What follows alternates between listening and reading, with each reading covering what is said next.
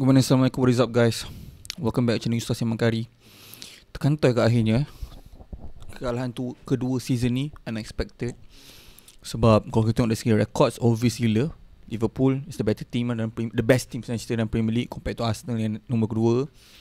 Dan Arsenal struggle lah, memang struggle juga untuk menang dekat stadium ni. Dapat apa satu sama draw, betul tak?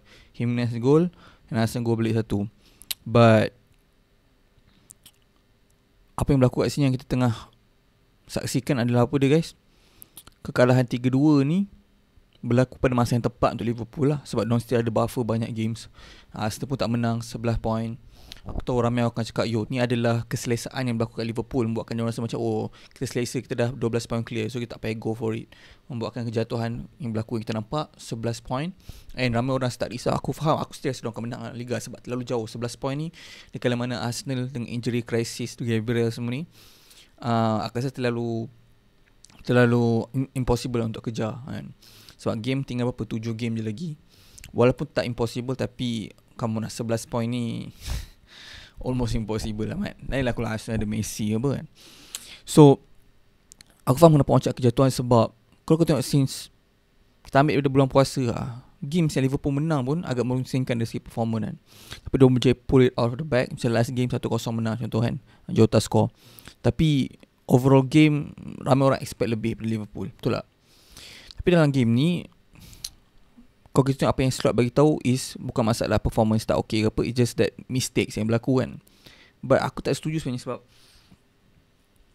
bagi aku this game overall kalau kita tengok Liverpool tak meyakinkan langsung performance. And the fact that kita nampak Fulham yang bukan compete untuk Champions League pun boleh outplay diorang dengan pressing dan sebagainya sampai ke create banyak mistake yang Liverpool buat. Tu merisaukan lah. The only positif lah daripada result ni adalah tamparan yang hebat pada Slot ni akan buatkan dia sedar, next season kita kena buat something different.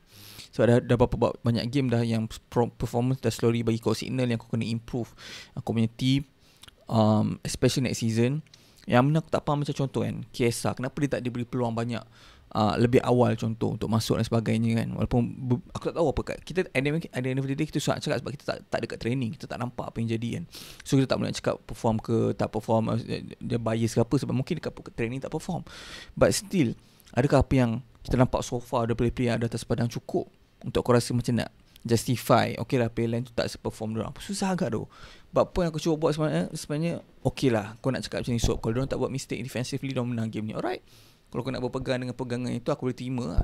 Tapi at the end of the day, mistake berlaku sebab pemilihan manager untuk siapa yang patut start games kan.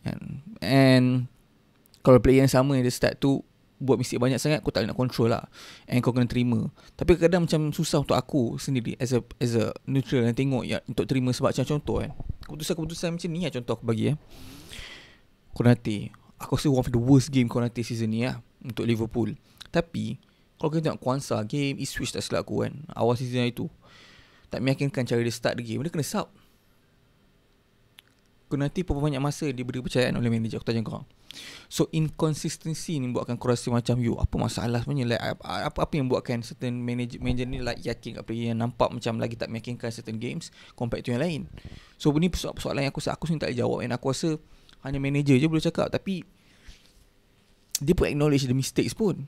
So the fact that they acknowledge mistake dan tak take an action buatkan nama aku fan Liverpool akan tak sedar hati, tak puas hati lah.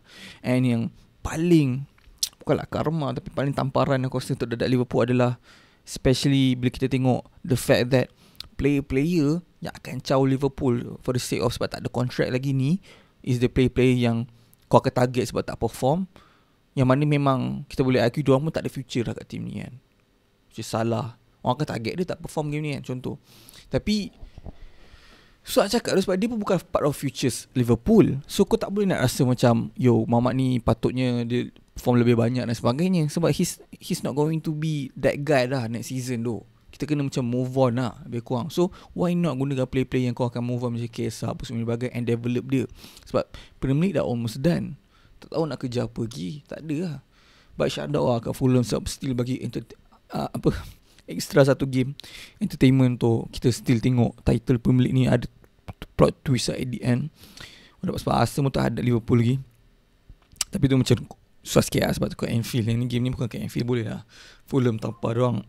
Tapi kalau kena kat Anfield mungkin susah sikit lah, to be honest lah. So yeah, aku nak go antara play-plays yang aku rasa macam aku expect lebih mengecewakan lah. Contoh macam Robertson, aku tahu ramai aku target dia sebab mistake kan. But bagi aku overall, the amount of mistake dia buat, yes, membuatkan terpaksa terconcede. Tapi it's not the worst lah compared to yang lain-lain. Macam Konate, Van Dijk, aku sepatut menang the battle between dia dengan Muniz. Sebab Robertson banyak contribute juga overall game. Bagi aku tak ada lah macam teruk sangat. And tak adalah aku nak salahkan dia je straight. And kalau kau tengok dari segi back partnership, the fact that whole season kita tengok banyak kali solid performance between Van Dijk dan Konate. Aku tak rasa kita patut target diorang ni. Diorang dah tak berbaloi play together ke apa. It's just that kenapa tak ada subs yang berlaku. Sebab kadang-kadang kau nak faham, bila player buat mistake, bukan hanya ada sebab kenapa dia buat mistake lagi. Sebab selalunya dia akan affect dia punya confidence. And so kau dah tahu lah, kalau dah 2 kali mistake tu, macam tu dah petanda yang kena sub awal lah. Contoh macam kita tengok hari tu game Arsenal kan, sekali nyaris kena red card sebab 2 foul yang referee tak bagi yellow card kedua contoh kan.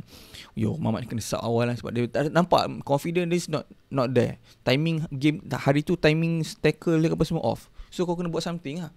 So kat sini aku rasa macam manager yang paling besar.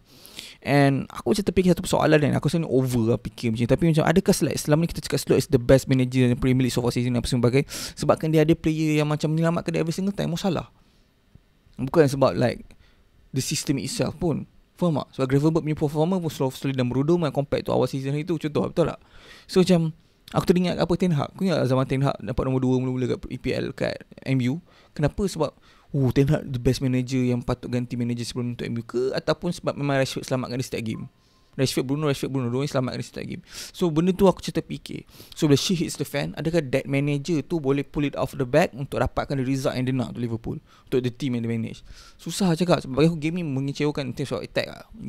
Gakpo, Jota dengan Mo, aku expect more daripada Mo lah. Itu sebab record saya sendiri speak for itself lah. Tapi macam contoh Lucho masuk, dia change the game, dia impact the game, member score. So kenapa kita nampak Lucho yang perform game lepas pun dia tak start je game ni? Nak dah start apa? That's no reason. Mungkin dia tak fully fit. That's no reason. Bagi aku tak fully fit, tak letak atas bench. So susah benda-benda macam ni akan buatkan ramai orang macam petikai. Tapi obviously the best players malam bagi aku is McAllister. Jones aku tak nak target dia sebab dia bukan pemain position dia. Dia belum masa lagi untuk gel in the position.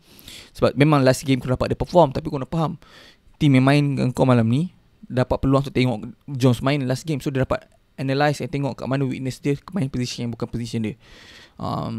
So susah nak cakap lah.